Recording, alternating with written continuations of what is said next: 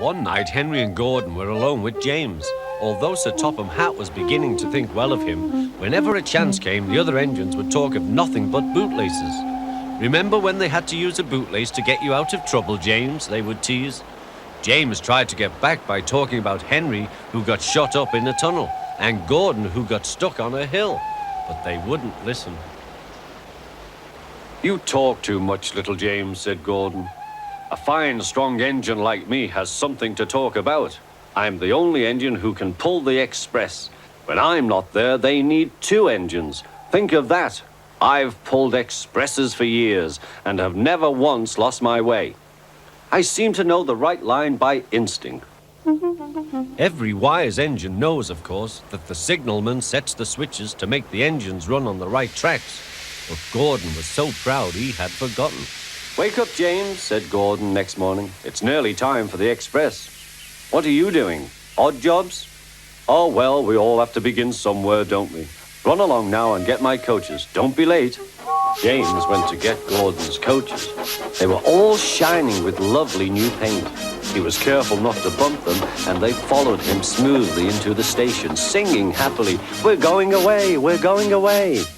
"I wish I was going with you," said James. "I should love to pull the express and go flying along the line."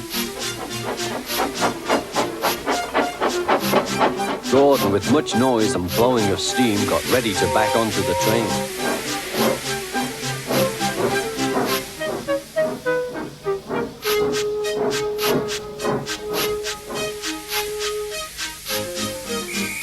Sir Topham Hatt was on the train with other important people, and as soon as they heard the conductor's whistle, Gordon started. Look at me now, he puffed, and the coaches glided after him. Poop, poop, poop, poop, poop. "Goodbye, little James, see you tomorrow." James watched the train disappear and then went back to work. He pushed some freight cars into their proper sidings and went to fetch the coaches for another train. James had just brought the coaches to the platform when he heard a mournful noise. There was Gordon trying to sneak into the station without being noticed. "Hello, Gordon. Is it tomorrow?" asked James. Gordon didn't answer. He just let off steam feebly. "Did you lose your way, Gordon?" said James. "No, it was lost for me. I was switched off the main line onto the loop. I had to go all round and back again." "Perhaps it was instinct," said James. Meanwhile, all the passengers hurried to the ticket window. "We want our money back," they shouted. But Sir Topham Hatt climbed onto a car and blew the conductor's whistle so loudly that they all stopped to look at him. Then he promised them a new train at once. "Gordon can't do it," he said. "Will you pull it for us, James?" "Yes, sir, I'll try." So James was coupled on and everyone got in. "Do your best, James," said Sir Topham Hatt. Come along, puffed James. You're pulling us well, sang the coaches.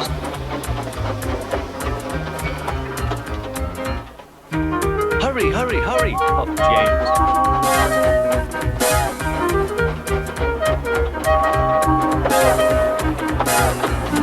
Bridges and stations flashed by, the passengers cheered, and they soon reached the station.